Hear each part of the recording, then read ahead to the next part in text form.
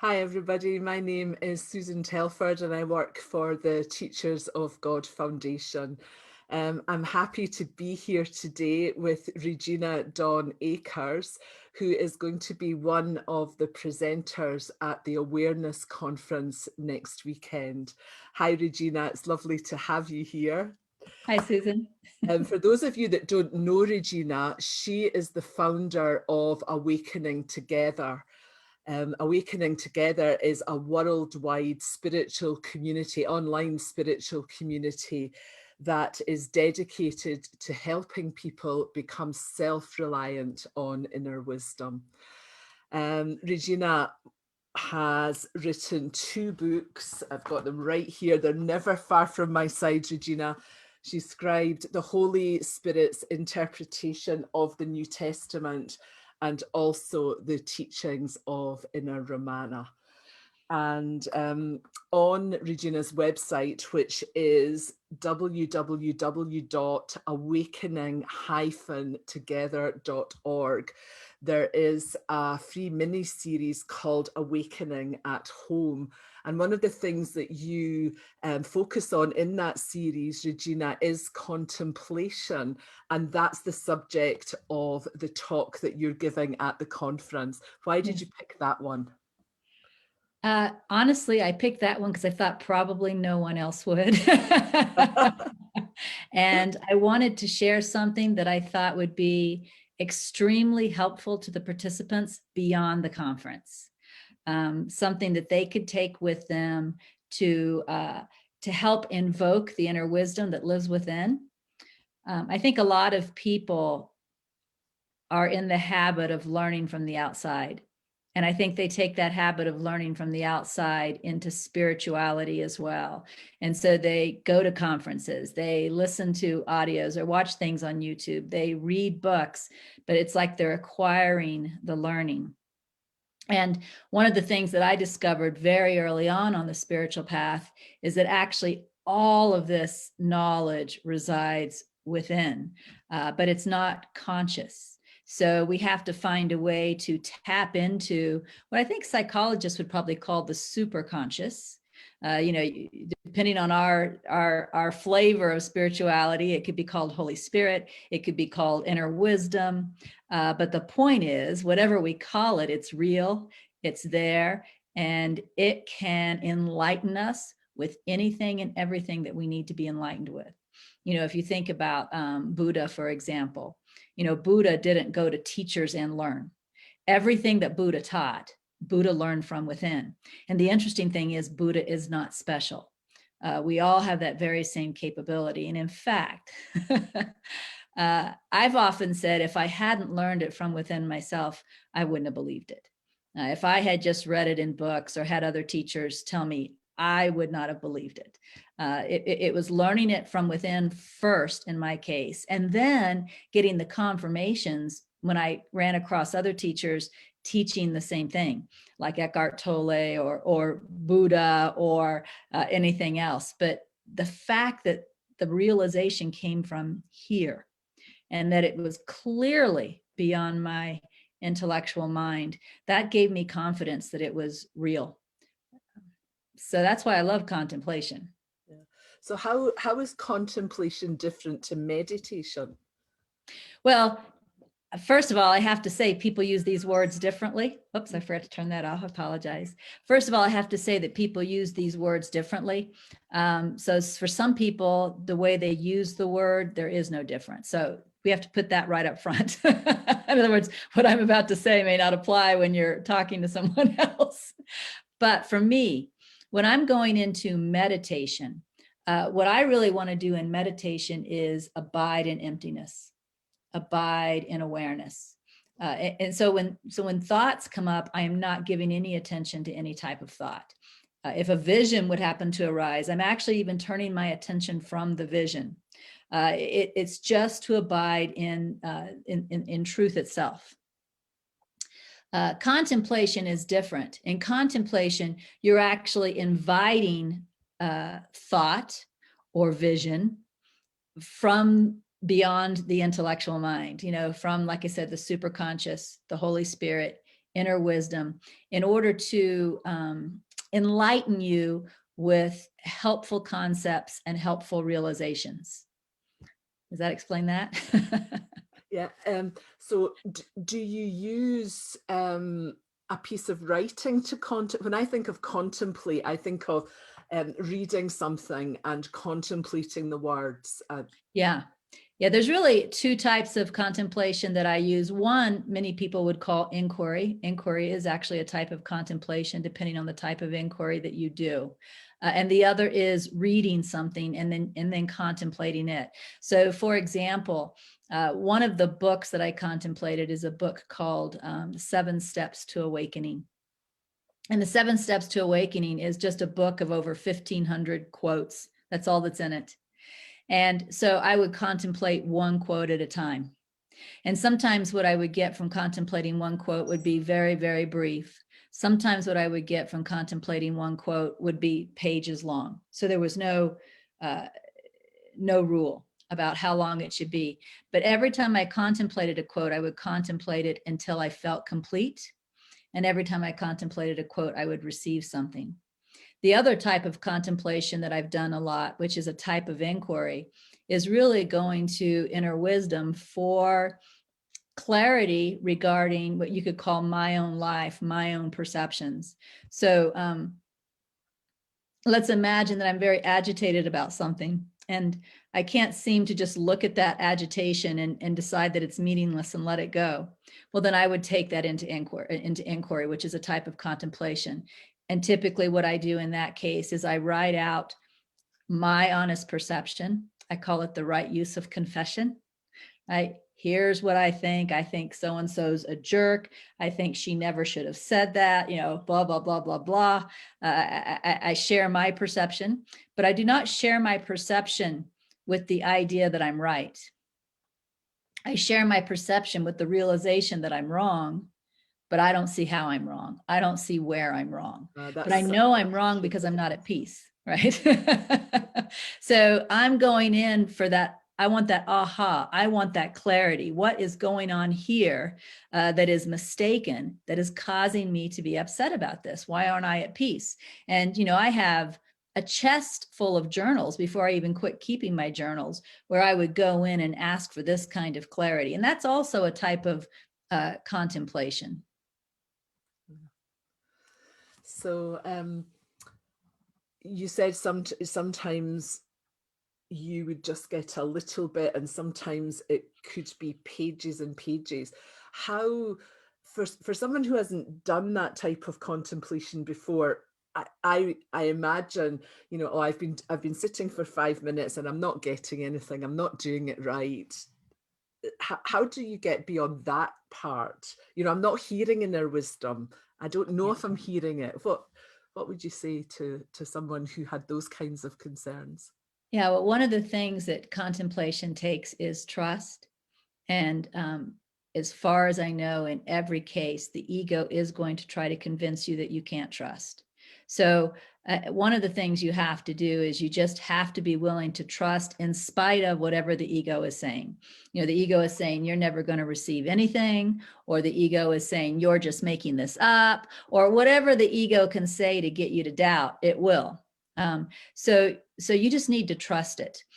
For me, and of course, everybody's experience of contemplation is a little different. But for me, when something begins to come, what I feel, and I want to say feel because it is more feel than hear, but what I feel are usually 2, 3, 4 words. It's not even a complete sentence. And until I write down that 2, 3, or 4 words, the next 2, 3, or 4 words don't come.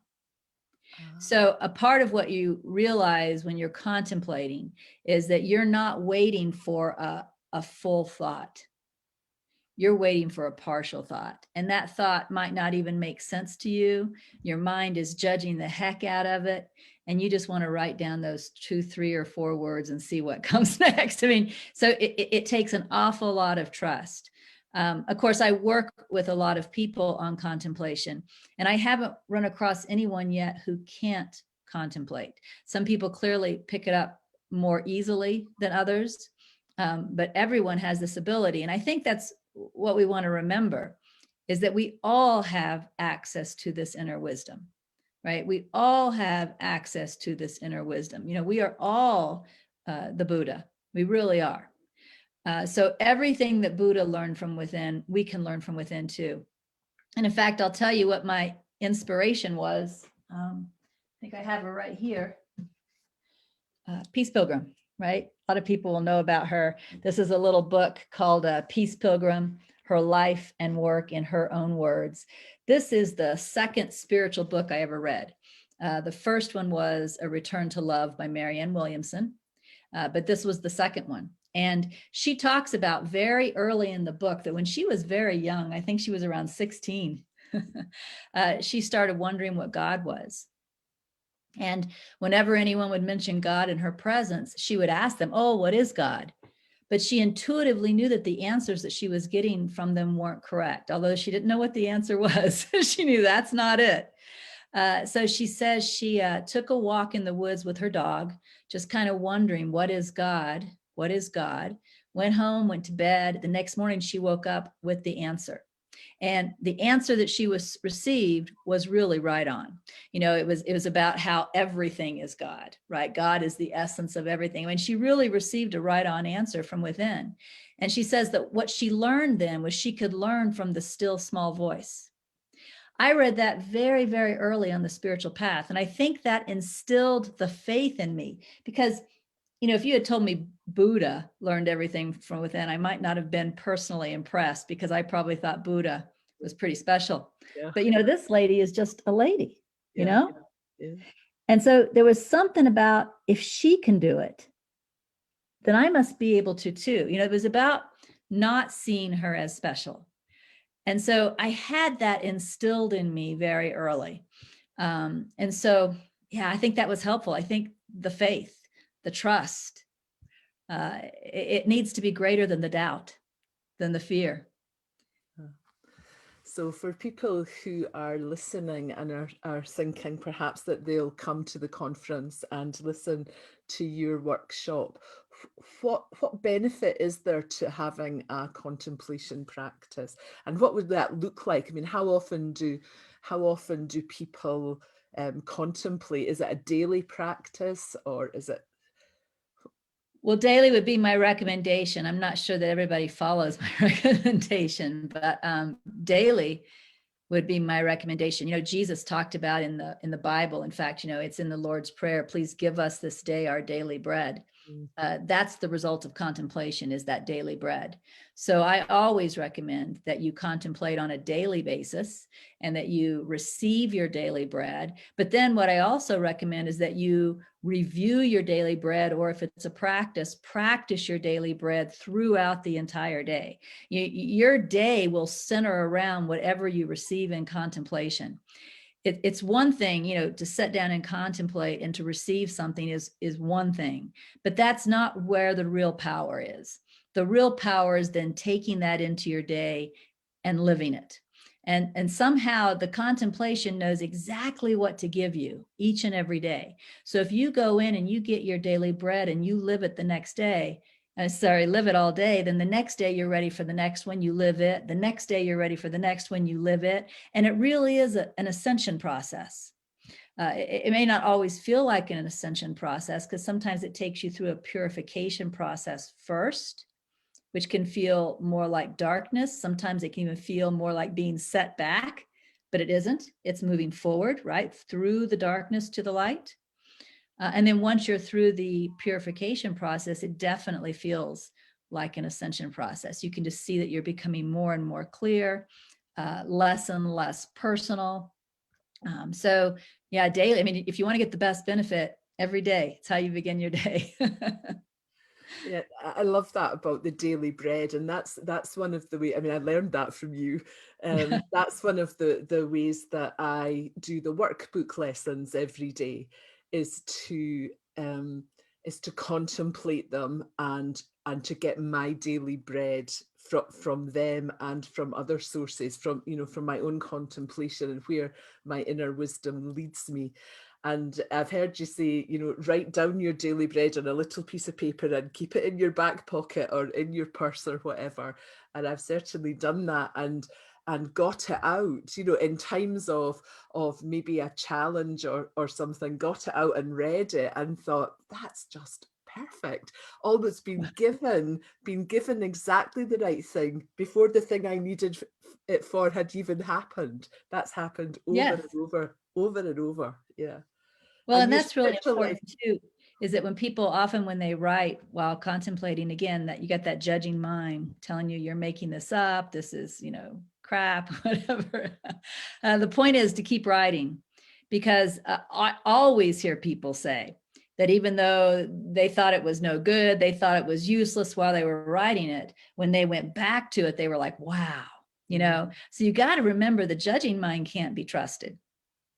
The judging mind is the ego, and it's not at all interested in you becoming enlightened. So it's not helping out, right?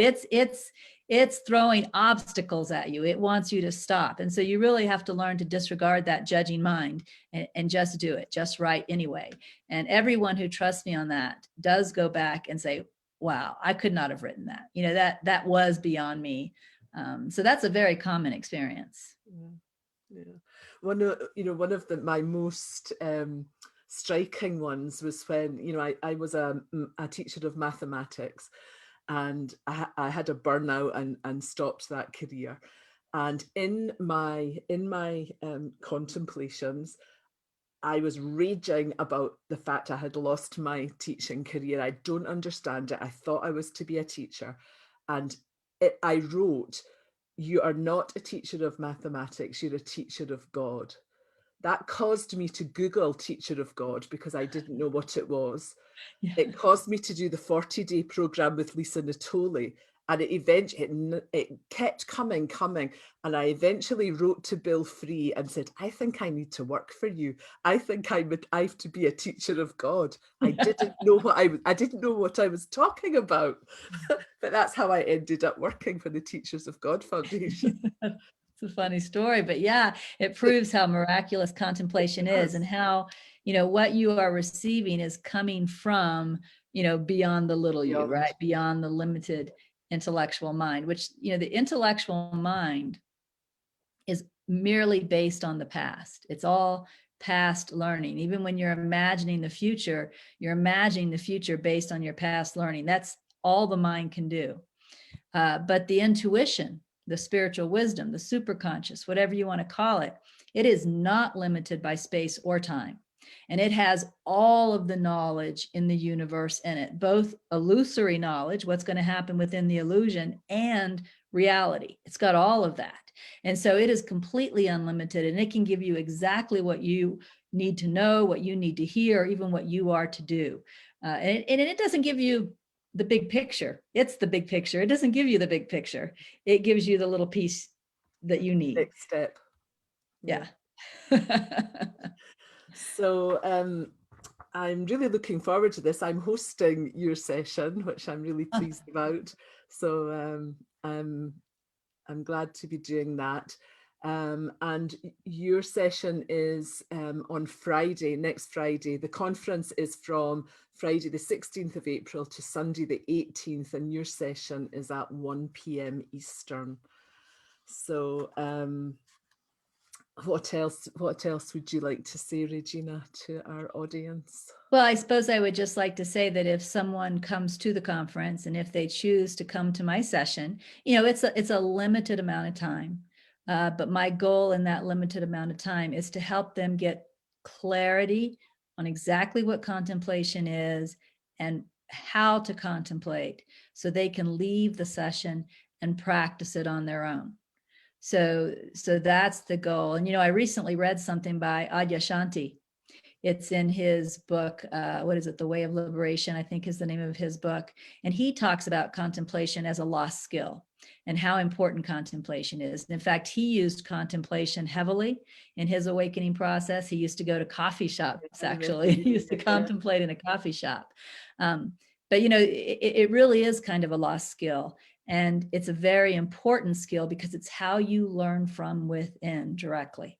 And anything you learn from within directly is what I'm going to call pure. When you learn it from the outside, it comes through the mind. And so the mind is interpreting it. And therefore, the mind could misinterpret it. When it comes from within, it doesn't come through the mind in that way. It is not interpreted. It is not misinterpreted. It is absolutely clear. You know exactly what it meant. It's just the purest way to receive information about enlightenment that points towards enlightenment, that is enlightenment, right? That's the best way to do it. So it's a very, very powerful skill. And I do hope that people who aren't sure about contemplation and are interested in giving it a try will come, and then I'll see what I can do to help out. Yeah. One of the things that I used to think was, well, how do I know it's not my mind? You know, you're saying it's beyond the mind.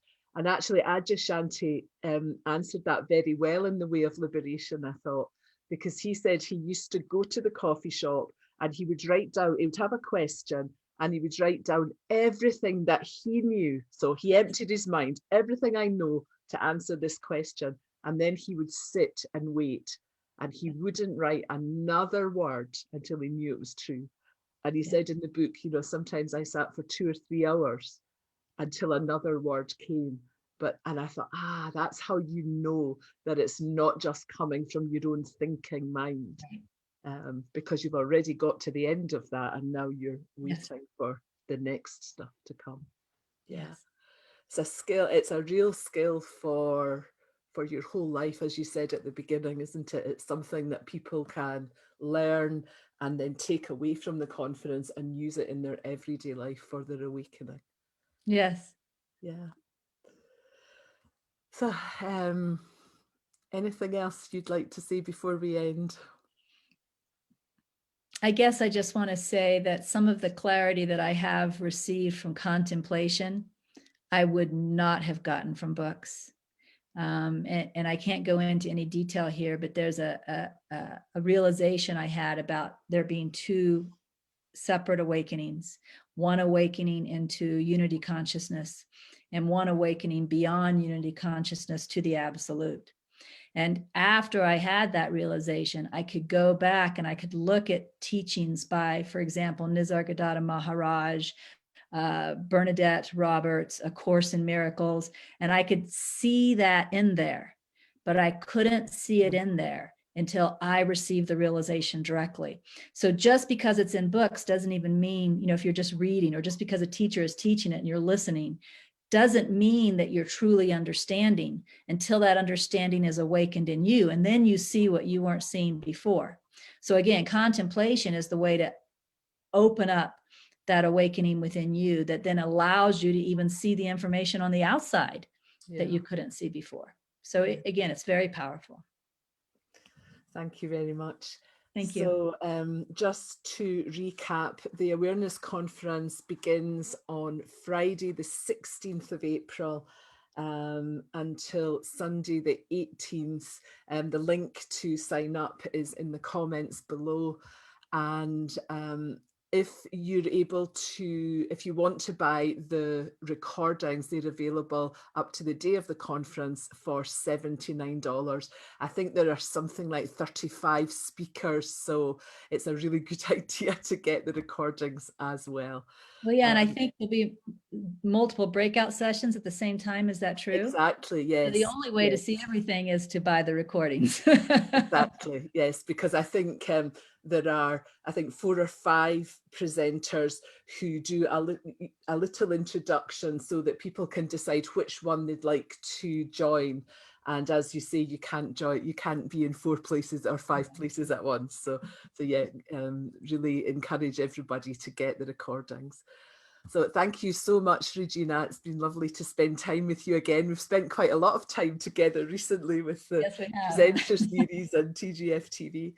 And I look forward to hosting your session on Friday and to learning more about contemplation from you. All right, thanks so much for joining me today. All right, bye-bye. Thank you. Bye-bye.